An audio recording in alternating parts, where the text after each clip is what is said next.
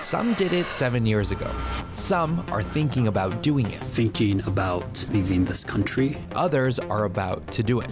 I'm not going to be renewing my DACA. Instead, I'm going to be relocating to Mexico. And some just did it. After living in the United States for 35 years, 13 of those years as a DACA recipient, I moved my entire family from Florida to Mexico. Some DACA recipients are deciding to leave the legal limbo around their status behind and move to other countries. No me deportaron, yo me fui. Some are moving to their birth countries, while others are moving to countries they've never lived in. I have been living in Germany since then. Why are some people who were brought illegally to the U.S. as children deciding to leave their temporary protection from deportation behind? Since the election, we have grown into over 7,000 right now.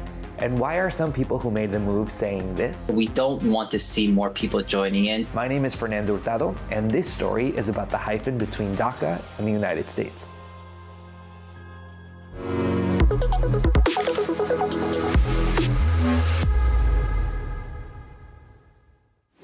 In June 2012, former President Barack Obama announced an executive order that would give hundreds of thousands of people brought to the U.S. as children a temporary 2-year permit to stay in the United States and apply for work permits. These are young people who study in our schools, they play in our neighborhoods, they're friends with our kids, they pledge allegiance to our flag.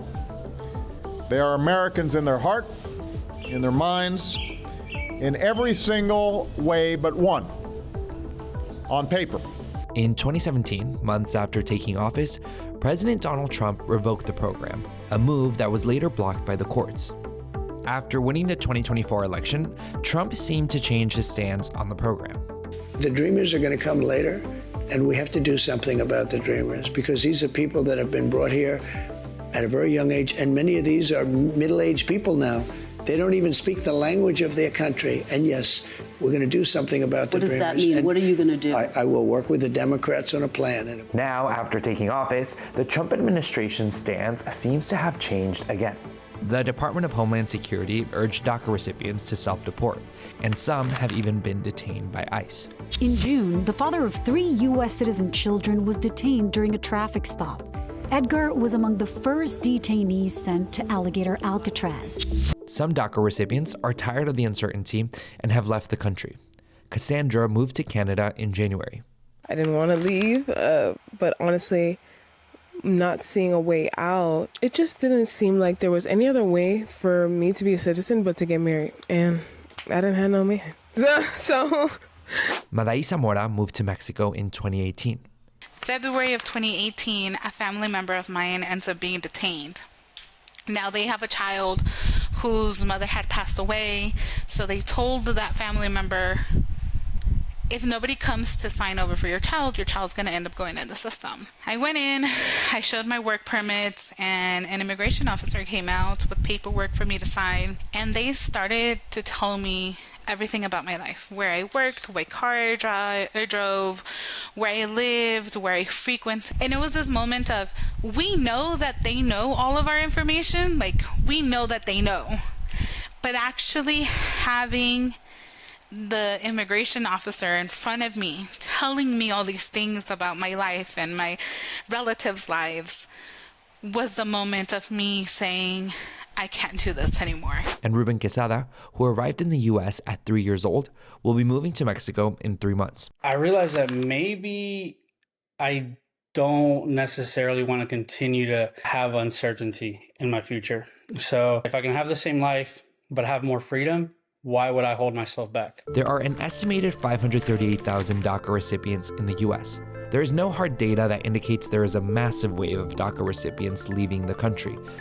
But some immigration attorneys say they've definitely seen a spike since Trump took office. Funny enough, I just got off a call with somebody who's on DACA, actually, so it's very timely that we were having this call. I haven't received DACA calls in a long time, but we were receiving more. Not a lot, but we are receiving some. Rudy Kisher is an immigration attorney in Canada.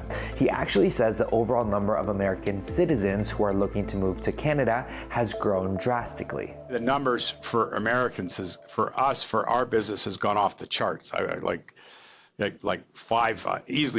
5 to 600% increase. ONWARD, a support network that helps DACA recipients and other undocumented dreamers who are relocating, says it's seen a drastic surge in new members. We had less than 2,000 members before the election, the most recent election, less than 2,000. And then since the election, we have grown into over 7,000 right now. As a result, we've been really keeping up with the demand by creating as many resources as we can, like toolkits on relocating to countries such as Spain, Mexico, Canada. Cassandra's mother made the move to Canada 8 years ago. Once her mother became a permanent resident, Cassandra decided to make the move earlier this year. The biggest shock to me is how much everybody over here likes to chill, honestly. I feel like the only reason that Americans are so bold is because we're kind of conditioned to like climb the ladder and, you know, work. For Jason, a DACA recipient himself who moved to Spain and co-founded ONWARD in 2021, the biggest shock was how he's been treated by Spaniards. It's kind of irony how I've been treated more like an American after leaving America than when I was living in America. I was really curious to hear the answer to this question from Jason. When people ask you, like, what are you, where are you from? Do you say American? I actually always kind of say it in I'm a Korean American. That's one of my first response. And they actually asked, wait, you're from Korea? It's like, yeah, as you can see. So they're more surprised by the Korean than the American. Yes, because I mean, I speak English, right? And for them, it's like, wow, this is incredible. I know what you're wondering. What do these former DACA recipients end up doing for work in their new country? I'll tell you that in a second, but first I want to tell you something else. My name is Fernando Hurtado, and I've been a journalist for more than 9 years. I recently left my job at NBC and Telemundo to launch this channel, In The Hyphen, to tell deeply researched, visually rich stories about US Latinos, and I need your help. Please subscribe to the channel and hit the little bell notification button so you don't miss the next video. And if you want to go a step further and support my work, you can become a patron. I launched a Patreon where you can get early access to videos, contribute to stories, you can even get shout outs in the descriptions of videos, and you also get access to my Build Out Loud podcast, where I basically peel back the curtain on the business side of In The Hyphen, where I talk numbers, including, yes, money. Thank you for listening. Back to the video. In my interviews, I learned that the biggest question for DACA recipients looking to make the move is how they'll make money. Some of our members have been very, very innovative in finding careers, like doing consultancy work for US-based companies, doing remote work. Cassandra is a nurse and was able to find a nursing job in Canada. Madaí was able to get a job as an English teacher at a school.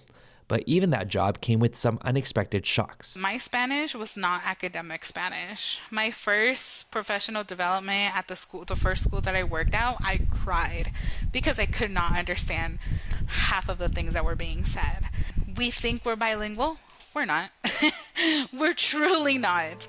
Ruben isn't 100% sure what he'll do for work. He plans to move to Guadalajara, one of Mexico's largest cities, with some savings later this year. When my fiance and I sat down and we kind of talked about this, it's always been, we have to do something for ourselves. We have to do a business for ourselves, produce like our own income. Because of that issue where, yeah, wages are lower in Mexico. Obviously, they're not the same as here. He says he'll try getting a job at a call center to make ends meet if it comes down to it. But in between finding housing, a job, and community, there's one thing that's difficult to prepare for: the emotional toll of leaving the life you've known behind and facing the real possibility of never being able to re-enter the United States again. Even right now, we are like 3 months out from leaving, and there's days where I'm like, I don't know, it just feels weird, like being in my house and knowing that around Christmas time, I'm not gonna be here anymore. And I might not see this place again. Like that might be it. It's definitely not easy. It's weird. Yeah, man, it does bring up a lot of emotions, that's for sure. I lived in the States for 21 years and I reminisce a lot. I think it happens more when it's like people's birthdays or holidays. Oh, I'm really here, and that life is gone. Like I'm not that person anymore. I asked these DACA recipients if they had any advice for other people considering leaving the US as well. I considered other countries. I think before Mexico, I was definitely looking into Canada. I just tell people, educate yourself on what's going to be the best fit for you, the life you want to live, and then go from there. There's not going to be much that you'll know until you actually get there. That's coming from somebody who is a chronic overthinker, recovering overthinker. I tried to search up every possible thing about Canada. I use TikTok as my search engine as well. There's certain things that you'll have to find out when you get there. TikTok has really emerged as a library of sorts for people like Ruben who are looking to make the move soon. TikTok is the guidebook. TikTok is actually how I found all of the DACA recipients I interviewed. They're all sharing learnings and experiences as they transition to life in a new country. But even that, sharing their life on social media, has come with some unexpected backlash. There's some people that have called me like a Trump plant, that I'm like a paid spokesperson encouraging people to self-deport, which I hate that term. I try to say relocate because that's what we're doing. I don't want to compare it to deportation because that's a whole different thing. But amid all those TikTok videos, there's a reason you don't hear of many DACA recipients moving to Canada. In the last year, immigration to Canada has been a bit tighter. If you're coming as most people would be coming as economic immigrants, so they're not married to a Canadian or don't have Canadian family here, or they're not coming as refugees. So if they're planning to come through the economic stream, there is, it's very competitive now. Most applicants come in through a program called Express Entry. They have about 270,000 people in that pool wanting to come to Canada. And in that pool, they'll probably, at most, they'll take between 20 and 40,000 people out of that pool this year. That's why in Cassandra's case, it helped that she and her mom are healthcare workers. If you're a doctor, or if you're a nurse, or if you're a carpenter, or if you're an IT professional, or if you have francophone ability, they have these different occupations or skill categories that they're like, okay, we'll take a draw out of everybody who's, let's say, a doctor or a social worker. In all these relatively positive stories about relocation, there wasn't this overwhelming sense of, yeah, reclaim your power, leave the United States from these DACA recipients. The overall message each DACA recipient was trying to convey seemed much more nuanced and measured. We don't want to advocate for people leaving. As a matter of fact, we don't want to see more people joining in, because what that means is that we have more people who's going through the struggle. Is that we want to let America know that they're losing talents. They're losing people who's desperate to just contribute to the community. I would say don't rush into it. Take your time. Personally, I don't think you have any room to regret. So definitely take your time. Definitely make sure that this is something that you really are committed to. Evaluate your next step that fits into your own best interest. Thank you for watching this video. If you enjoyed it, you might also enjoy this other video I made.